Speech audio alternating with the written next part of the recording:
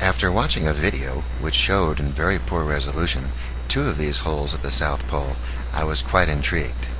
Armed with the coordinates, I decided to take a look for myself. In about 5 minutes, I was not only able to locate the 2 holes, but I found 4 more. Let's start with the best one. These holes all have very large ice flows leading into them, some as large as 500 feet. The first one, and the very best one, as you can see, not only is several hundred feet wide, but it is accompanied by something very unique and what appears to be a face, possibly indicating who lives in this hole.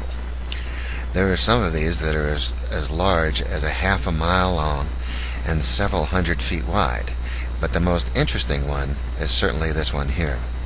What it shows is that there is most definitely what you could call man-made, or a cast, looks like a cast iron molded lid that, believe it or not, appears to be 120 feet wide and anywhere from 3 to looks like up to 5 feet thick.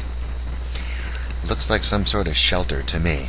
There's lots of holes that are large enough, like this one here, to fly right into. Again, about, I believe, 2,500 feet long, this one here, and about 600 feet wide. But again, the one with the lid is certainly the most interesting because it appears to be some sort of a shelter. If you look to the bottom of the screen, you'll see that the coordinates for every single one of these locations is noted. And if you don't have Google Earth, you can go ahead and download it for free. Go to these locations, take a cruise around, and see for yourself. I guarantee in more than 5 minutes you could find more than these 6 holes. And the question, of course, for everybody to be asking themselves at this point is, what does this mean?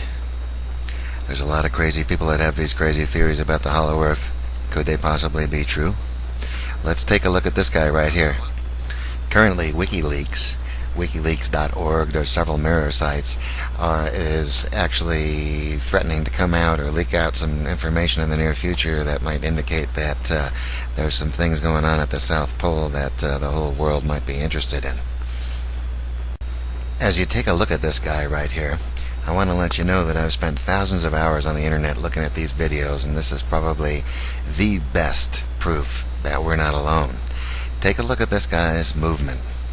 Any animatronics specialist could take a look at this guy and see that he's organic.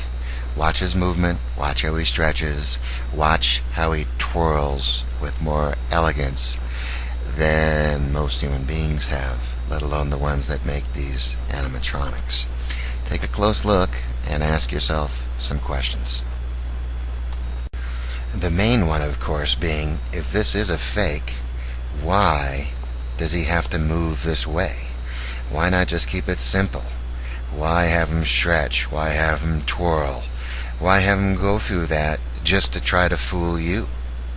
Why not just make it simple? Why not just make it easy? Why have him do this?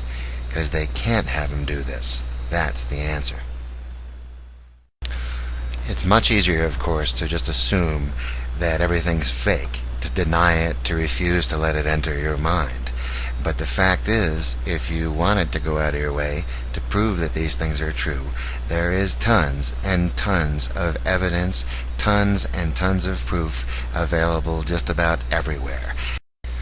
You've got the Disclosure Project, you've got WikiLeaks, you've got Camelot Project, you've got the Avalon Project, and all sorts of stuff.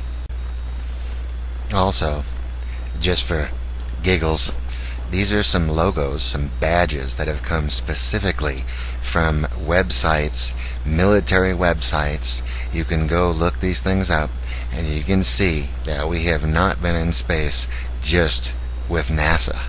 There's about 50 organizations, all with very similar logos.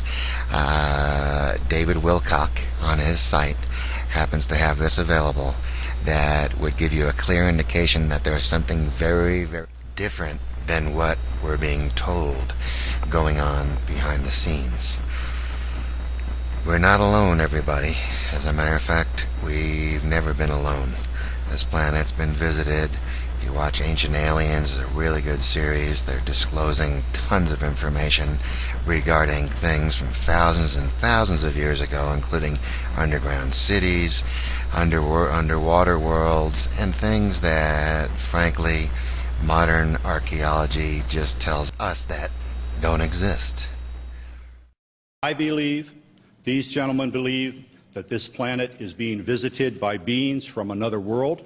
Our missiles began going into what's called a no-go condition or unlaunchable. Essentially, they were disabled.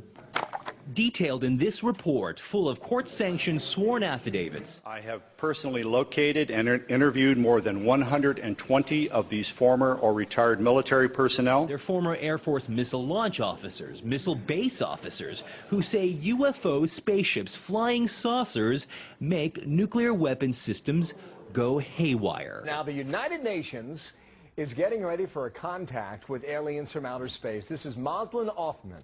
She's out of Malaysia. She will be planet Earth's first interstellar diplomat. Regarding the missile shutdown incidents, my opinion, their opinion, is that whoever are aboard these craft are sending a signal to both Washington and Moscow, among others, that we are playing with fire.